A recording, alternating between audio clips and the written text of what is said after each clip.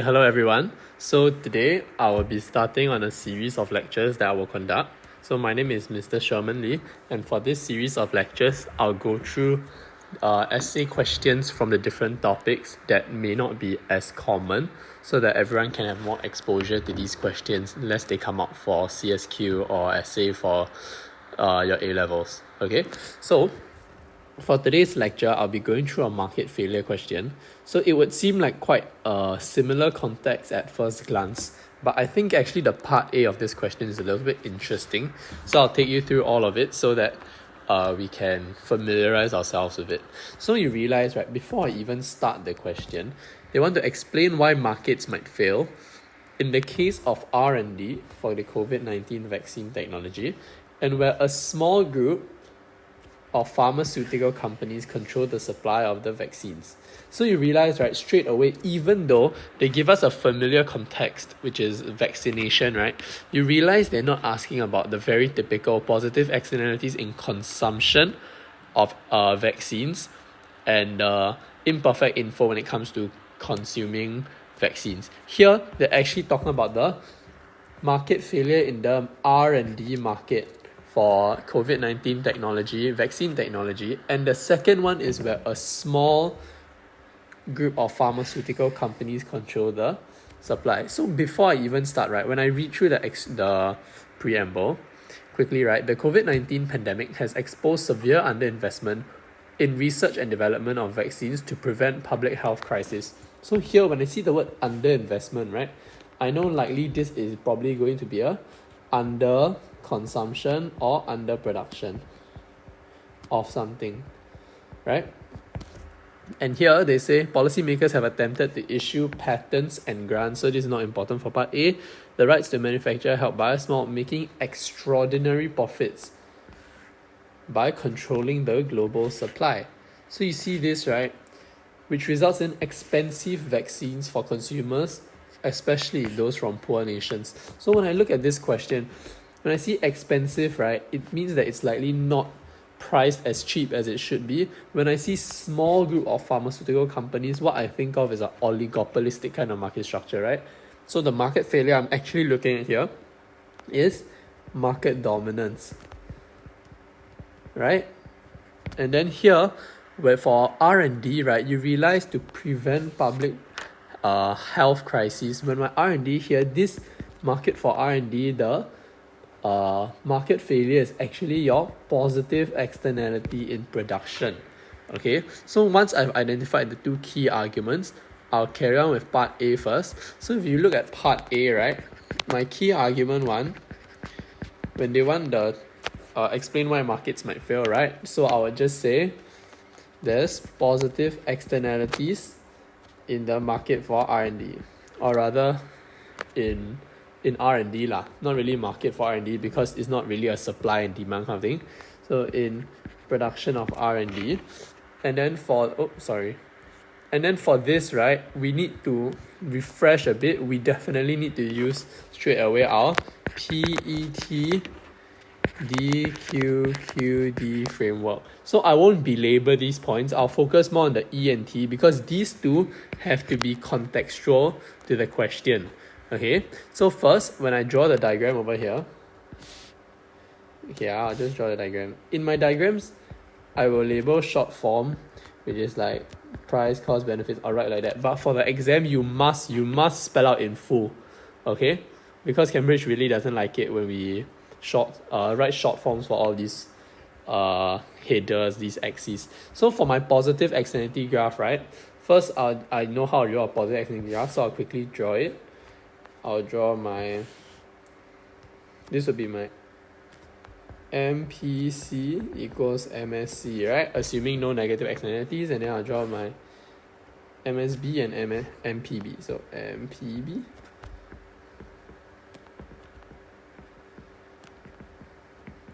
So when we look at this, right, the first thing we want to think of is the defining traits of the market failure. So for the market failure in positive externality, right, you realize the defining trait is that there is a spillover benefit to third parties who are not involved in the consumption and production of these goods. So this is your E and T, right?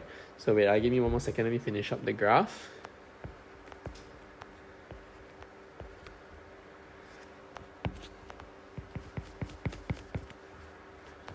Okay, so this is the graph, right? So obviously in the graph you have to label like quantity of R&D, blah blah blah blah blah, R&D undertaken.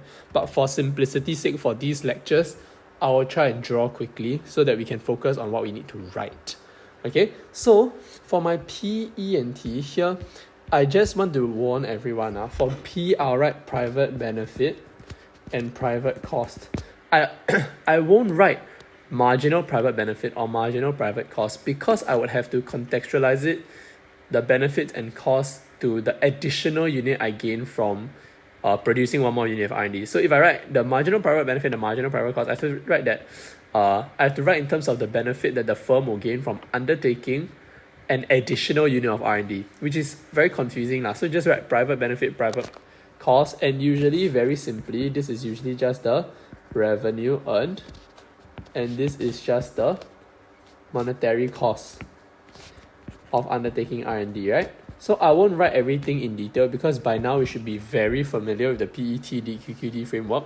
Here, for my E and T, right, it's a little bit tricky in a sense. For my externalities, my external benefits of R&D, right, it is actually about the sharing of knowledge. Because let's say a firm has a breakthrough, right, you realize that if this knowledge is shared, so that when there's shared knowledge, other firms can take advantage of this new knowledge, this breakthrough that they had, even if the firm didn't engage in the R&D, and it can actually spur innovation for the other firms, right? Spur innovation for other firms. And this would lead to, so other firms can now maybe research in different goods using the research that my firm undertook, right? And they can use that to create new products to increase their TR. So my third party here is just other pharmaceutical firms. So we have to be very careful here with how we define our E&T. You can see that my E&T is very clearly defined to the context over here of R&D in the COVID-19 vaccine market. So my DQQD, very simply, I'll just go through very quickly. This is my divergence. So due to the presence of MEB, which is an external benefit, right? MSB will be greater than MPB by MEB units. So I'm writing out the core ideas. Obviously, you still have to write out the linking words, right? And then when in the private optimal quantity, we have to remember is where MPB equals to MPC at output QP. This is the free market, in a free market, right? But in a socially optimal outcome, it is when MSB equals to MSC, where your Q equals to QS. This is my socially optimal outcome. And this leads to a deadweight loss. Why? Very, very quickly, we must always remember, because QS, as seen from the graph, QS is greater than QP, you can see that there's an underproduction of R&D of how many units? Of QS minus QP units. So since MSB greater than MSC from QP to QS, you can see that this underproduction of R&D will actually lead to a deadweight loss to society or green area. Okay, so very quickly, this is done, our first paragraph, right? The second paragraph is a little trickier. So when I look at my second paragraph, right, my key argument too, I want to talk about the small number of firms controlling the supply of the COVID-19 vaccine. Here, what I want to talk about is market failure due to market dominance in the COVID-19 vaccine firms. So this one I'll go a bit slower because I think a lot of people forget or just gloss over market dominance when we're studying market failure, because it was under firms, right? No, it's actually a market failure concept. So I'll bring all of you through this once. Okay, COVID-19 vaccine firms. So before I even start writing, right, I'll draw the diagram for it so that y'all understand, or rather, for those of you who have never seen this diagram before, it's time for you to realize that y'all need to revise a bit for your firms also lah. So price, revenue, cost, quantity of COVID-19 vaccines produced. I'm writing in short form. Again, y'all need to write in long form for your exam. And y'all need to state what good you are buying or what market it is, blah, blah, blah. Okay? So here, when I draw this, right, look at this. I have MCAR equals demand, and this is MR. So far it looks like a very normal firm's diagram, right? So where I have my profit maximizing output is at MC equals to MR, this is Q, I'll just say Q naught and P naught, okay? And then, but actually, the socially optimal output is at this point over here, QS, okay? And because there's an underproduction or underproduction of the good, right, from Q naught to QS units, you realize your deadweight loss society is actually this purple area over here. Can you see this? So how do I explain it? So for one, before I even get into the explanation for the analysis of market dominance, something I want everyone to realize is that you see in this diagram, I don't have to draw my AC. I don't really need to draw my AC. Why? Because my focus on this diagram, it is not the profits that the firm is making, because the focus of the diagram is the market failure. And because the focus of the diagram is the market failure, I want to illustrate the deadweight loss a lot more than I want to illustrate the profits made. Even if I draw an AC, you realize it won't really have much relevance to me answering the question. So I just won't draw it, so that I won't complicate the graph. Okay? So what I would write first, right? You realize I'll try and link it as much as possible to what we learned, right? Which is socially optimal is MSB equals to MSC. This is the core idea behind all of our market failures concepts. This is the socially optimal outcome. So first, I would assuming that this there's no externality in production or anything, right? Assuming no externalities, my MB, the marginal benefit of the vaccine, right, for the consumers, is equals to MSB, which is equals to price. Why? Okay, so this is very, very confusing. So let's break it down, okay? So you realize that the marginal benefit of the marginal social benefit of producing an additional unit of vaccine, right? This marginal social benefit of producing a vaccine, what is it actually?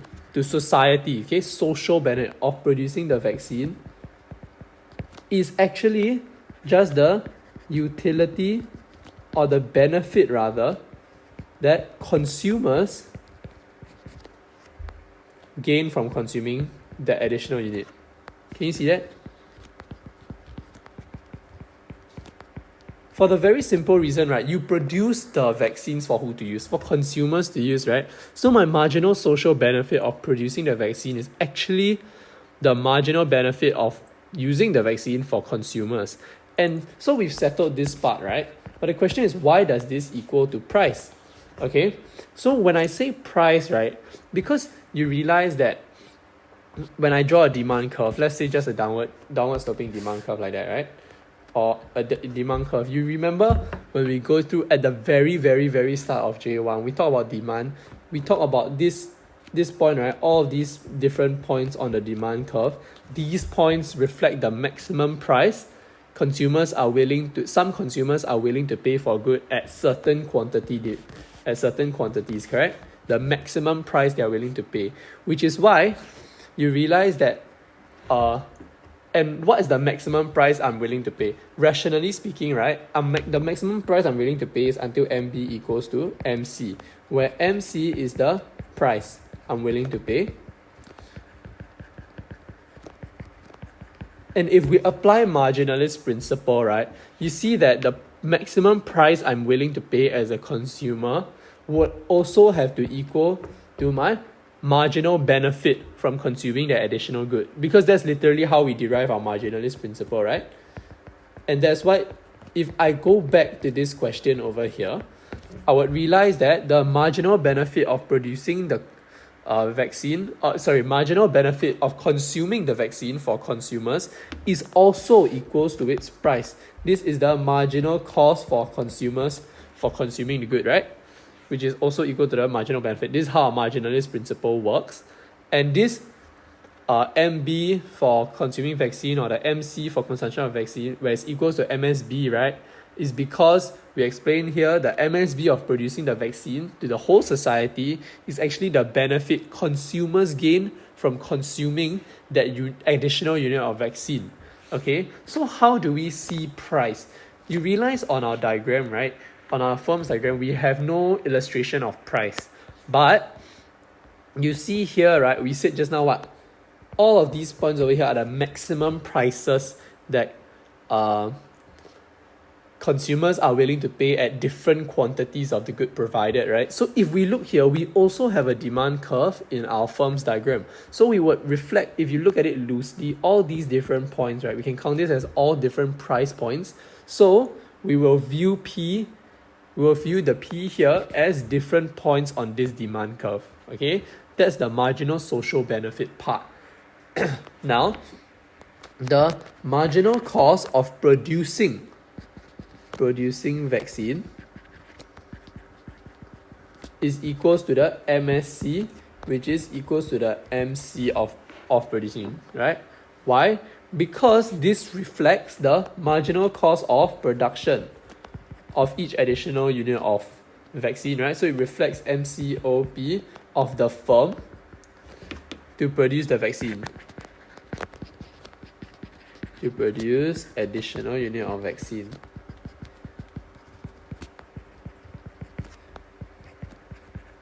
Now the question is, why is the marginal cost of production of the vaccine equals to the marginal social cost incurred by society?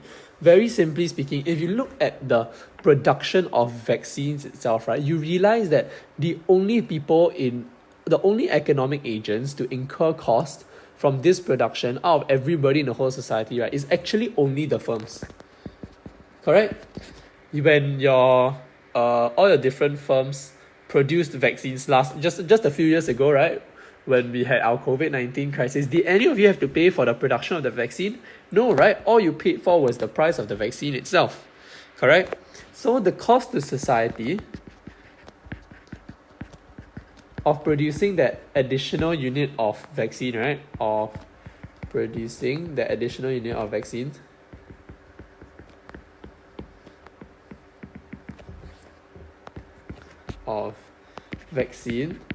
is actually equal to the marginal cost of production incurred by the firms. Only the firms are incurring costs here. Assuming there are no externalities, marginal cost production incurred by firms, since consumers don't incur the cost in the production of these vaccines. That is why my MC curve over here, I will loosely equal it to MSC, right? So we just said that this one, we will loosely treat it as MSC, right? And our demand curve, the different points on the demand curve, will loosely treat it as MSB or P, right? So you see here, if we want to link back to this idea of MSB equals to MSC, right?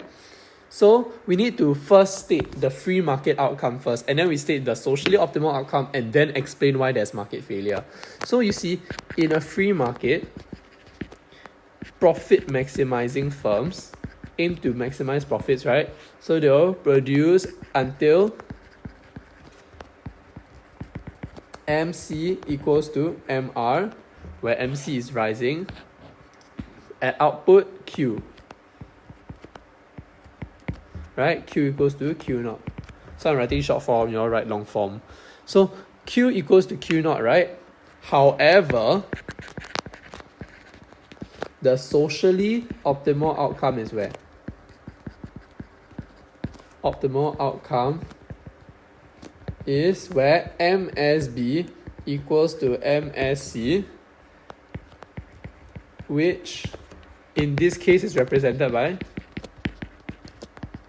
is shown by what? You see here, our MSC equals to MC, and our MSB, we try and link it to something that's here, right? MB for vaccine for consumers are not here, so I'll link it to price. So MSB equals to MSC here is the same thing as P equals to MC. You realize this is something that a lot of us have already learned. Maybe some of us understand why, maybe some of us don't. But today we explain why, where P equals to MC. So at P equals to MC, you realize that the quantity produced or the output is at Q equals to QS. Correct? So when it comes to diagrammatic market failure analysis, when we have a diagram, we must always explain what happens in a free market without government intervention, the private optimal outcome, the socially optimal outcome, and then after that, we'll talk about the difference. So you can see clearly, right, because QS is greater than Q naught, there is an underproduction of QS minus Q naught units. So I'll start from this point. So I would be producing here, correct? Q equals to Q naught. And you realize that from Q to QS, right, your AR curve, your demand curve, is persistently higher than your MC curve. So that's what we're going to use to explain. But instead of AR and MC, right, here we use P, correct? We say P equals to P equals to MSB and MC equals to MSC, right? So I would say that from Q naught to QS, P is greater than MC. So if you want to think about it in a way that we are more familiar with, right, you can think about it as MSB is greater than MSC from Q naught to QS. But I wouldn't write MSB equals to MSC here because why? It is not in the diagram. So it wouldn't sound like I'm referring to the diagram, right? So I'll say P greater than MC, hence underproduction of the units of QS minus Q naught units will result in a deadweight loss of area purple, okay? Which is the purple highlight shaded area purple. So you see, then I'll just say hence resulting in allocative inefficiency or market failure. So you see, when I plan both my essays, right, even though market dominance might be a concept that is relatively new to us or something that we don't practice as often, you realize if I apply the same things I learned in market failure, MSB equals to MSC, I will always be able to get the correct answer. Okay? So here is the full answer. I'll give you about 10 seconds. I'll continue talking. If you want to, you can take a screenshot of this, take a picture of this so you all can refer to it, especially for the market dominance part. And for this question, I think the most important thing to take away, if you don't understand it, you should go and ask your econs tutors about the market dominance part first. Yeah? And other than that, something I want you all to realize for all your econs essays, right, is you just have to think about writing it in terms of start points and end points. So my start point was positive externality, my end point was deadweight loss. Same thing for my key argument too, and you realize it makes my arguments a lot easier to craft. Okay, that's all for this lecture. In the next lecture, I'll go through part B of this question. Thank you so much and see you next time.